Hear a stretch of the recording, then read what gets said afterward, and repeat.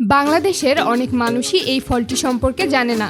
এটি হচ্ছে মূলত ডুরিয়ান ফল, যেটাকে দেখতে কিছুটা কাঁঠালের মতো হলেও এর স্বাদ এবং ভেতরের গঠন কাঁঠালের থেকে একেবারেই আলাদা। বিশ্বে সবচেয়ে বেশি ডুরিয়ান উৎপাদন করা হয় থাইল্যান্ডে। দেশটির চান্থাবুরি অঞ্চলকে ডুরিয়ানের রাজধানী বলা হয়। বছরের নির্দিষ্ট সময়ে এই এলাকাগুলোতে হাজার হাজার টন ডুরিয়ান উৎপাদিত হয়। তবে সবথেকে ইন্টারেস্টিং ব্যাপার হলো এই ডুরিয়ান কিভাবে চাষ করা হয়, কিভাবে গাছ থেকে সংগ্রহ করা হয় এবং পরবর্তীতে ফ্যাক্টরিতে নিয়ে গিয়ে এই ফল দিয়ে আর কি তৈরি করা হয়, সেই ব্যাপারগুলো সত্যি অবাক করার মতো। ডুরিয়ান সাধারণত উন্নত মানের কলম করা চারা দিয়ে রোপণ করা হয়। চারা লাগানোর আগে জমি ভালোভাবে প্রস্তুত করা হয় এবং নির্দিষ্ট দূরত্ব বজায় রেখে গাছ বসানো হয়। শুরুতে কয়েক বছর নিয়মিত পানি দেওয়া হয়, আগাছা পরিষ্কার করা এবং প্রয়োজন অনুযায়ী সার ব্যবহার করা হয়।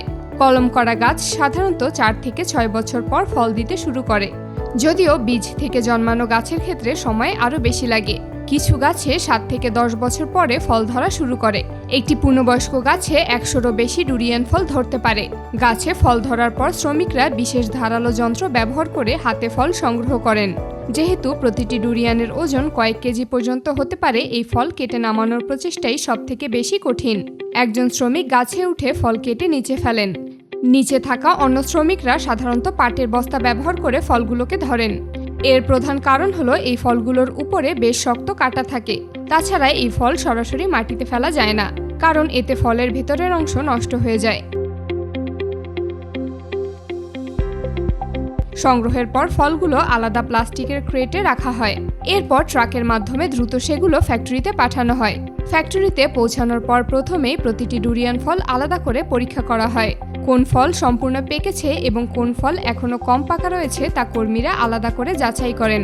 এরপর ফলের বাইরের অংশ পরিষ্কার করা হয় এবং আকার ও ওজন অনুযায়ী বিভিন্ন গ্রেডে ভাগ করা হয়। ডুরিয়ান ফল কাটা এক প্রকার আর্ট। শুধুমাত্র অভিজ্ঞ ব্যক্তিরা ছাড়া এই ফল কাটতে পারেন না। বাইরে যে ডুরিয়ান ফলগুলো বিক্রি হয় সেগুলো অভিজ্ঞ ব্যক্তিরা মাত্র কয়েক সেকেন্ডের মধ্যে কেটে ফেলতে পারেন। এই ফল কাটা একটু কঠিন, কারণ এই ফলের ভেতরে মাত্র 3টি পার্ট রয়েছে। অভিজ্ঞ ব্যক্তিরা দেখেই বলে দিতে পারেন কোথা থেকে কাটলে শ্বাসগুলো অক্ষত বের হয়ে আসবে। ফ্যাক্টরিতে ব্যাপারটা একেবারেই আলাদা। বিশাল বড় টেবিলে শত শত শ্রমিক একসঙ্গে কাজ করে ডুরিয়ানের ভেতরের অংশ আলাদা করেন।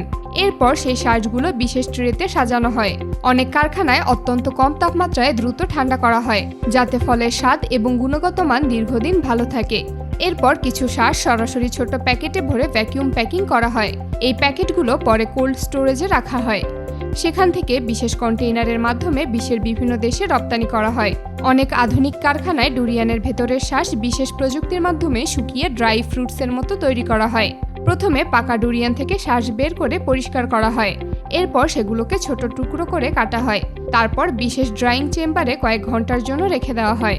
অবশেষে তৈরি হয় ডুরিয়ান ড্রাই ফ্রুটস।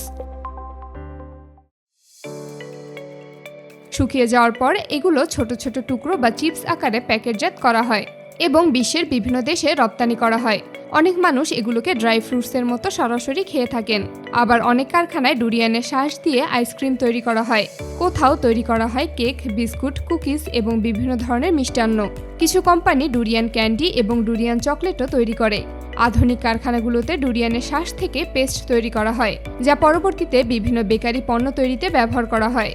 তবে সবথেকে অবাক করা ব্যাপার হলো ডুরিয়ান ফল দেখতে কাঁঠালের মতো হলেও এর স্বাদ কিছুটা আপেল এবং কাঁঠালের স্বাদের কম্বিনেশনের মতো, যা খুবই সুস্বাদু খাবার হিসেবে সারা বিশ্বে পরিচিত।